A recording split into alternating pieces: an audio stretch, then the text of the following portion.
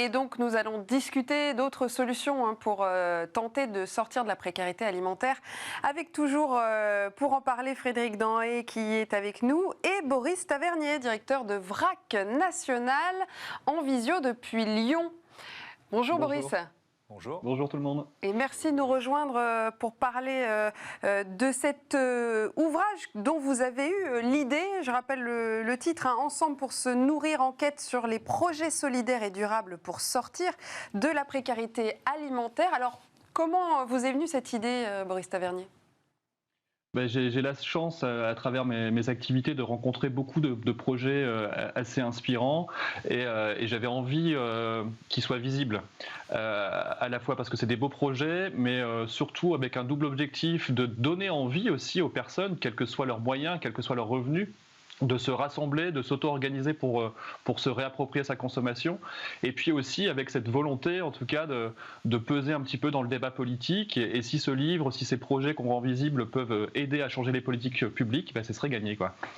Et donc, on va parler du VRAC National dans un instant, mais c'est un focus français sur un défi qui est planétaire ? Oui, alors on va déjà essayer d'agir à notre niveau, parce qu'on a déjà beaucoup à faire en France. Mais effectivement, l'accès à l'alimentation, il est mondial. Et même dans ce qu'on essaye de faire en France, on dépend aussi, ne serait-ce que de la politique agricole commune européenne. Donc effectivement, c'est vraiment un défi mondial.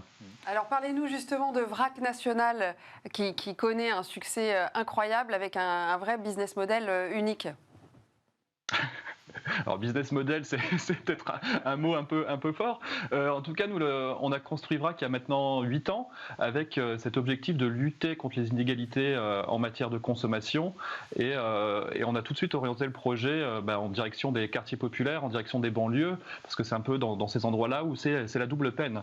Souvent, on n'a pas, même si on a envie de bien consommer, on n'a pas d'offres alimentaires sur le territoire, hormis des discounters, des grossistes ou des marchés où on ne trouve pas de producteurs. Et même si on a envie de bien consommer, on n'en a pas les moyens. Donc nous, pour lutter contre ça, on développe des groupements d'achat dans ces quartiers pour rendre accessibles les produits bio, les produits locaux aux habitants, en achetant auprès de producteurs, de paysans au juste prix et en revendant à prix coûtant, donc sans aucune marge, pour vraiment rendre accessibles ces produits. Donc c'est pour ça que quand vous dites business model, ça vous fait rire, parce qu'il n'y en a pas vraiment. Vous comprendrez qu'en vendant des produits à prix coûtant, on ne génère pas beaucoup d'argent. Mais c'est une vraie question, parce que pendant des années, les associations pouvaient répondre à un besoin sociétal et être financées, avoir des subventions, et ça ne posait pas de problème. Aujourd'hui, on est un petit peu à l'ère de la Startup Nation, et les associations doivent continuer de répondre à ces besoins, tout en générant de l'argent par elles-mêmes. Donc nous, c'est un peu difficile, et pour moi, l'accès à l'alimentation, c'est un véritable choix politique. Frédéric Danhé, vous connaissez Boris Tavernier depuis quelques années. Et quel regard portez-vous sur son action ?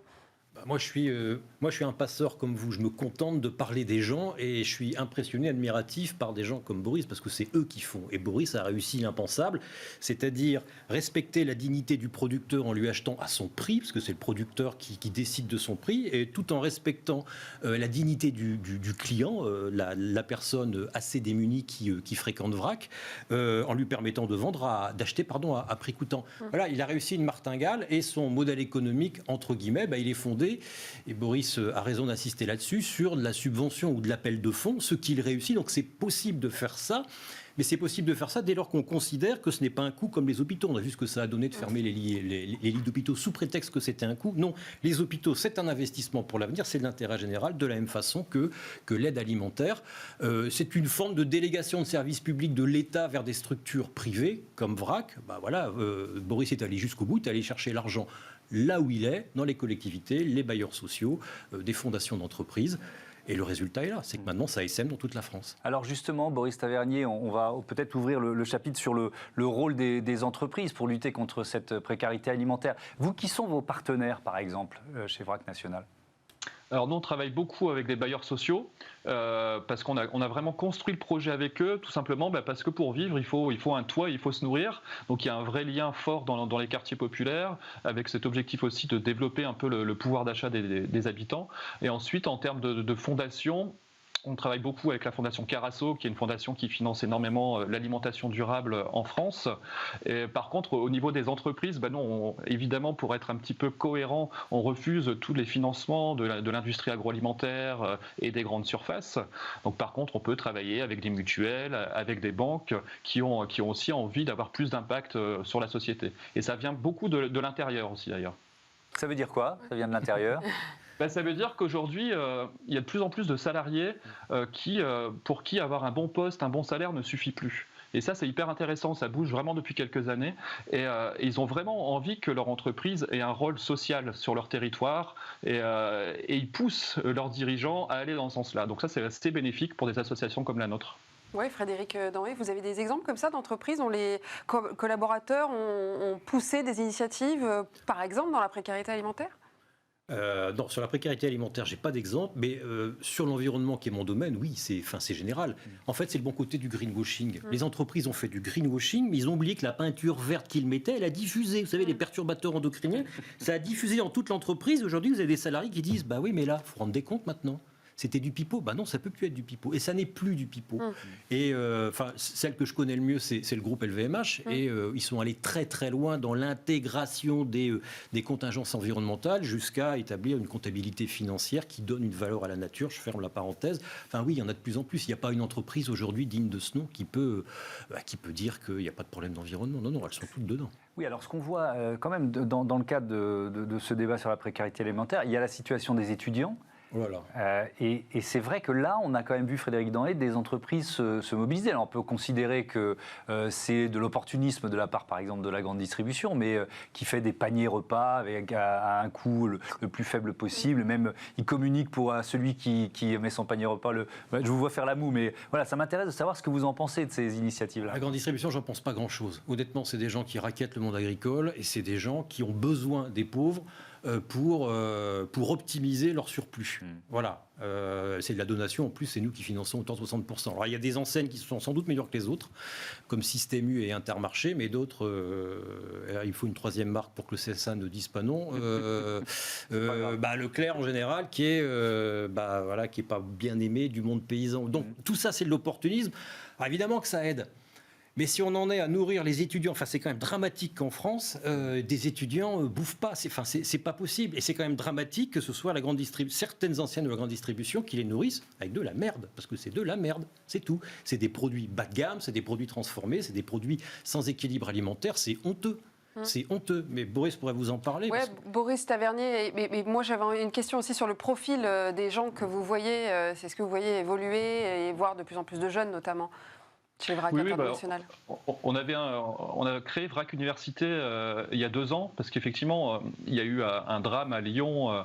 Un étudiant s'est immolé par le feu devant le Crous en 2019. Ça nous a vraiment choqués et on a créé dans la foulée, et d'ailleurs avec une entreprise, c'est avec la BNP, on pourrait se dire qu'ils sont très très éloignés de ces questions, et eux avaient fait aussi ce constat de la précarité alimentaire et de la précarité dans le logement des étudiants, et ils m'ont demandé qu'est-ce qu'on peut faire, qu'est-ce que tu peux faire. Donc j'ai fait un petit pas de côté, j'ai modélisé VRAC et on l'a transformé pour qu'il soit accessible sur les campus universitaires, et tous les jours on a plus de demandes. Donc nous on fait le même fonctionnement, ils deviennent adhérents, ils choisissent les produits, ils les payent à prix coûtant, mais c'est à la fois une précarité économique mais aussi une grande solitude. Ils viennent aussi beaucoup sur les groupements pour pouvoir rencontrer des gens, quoi.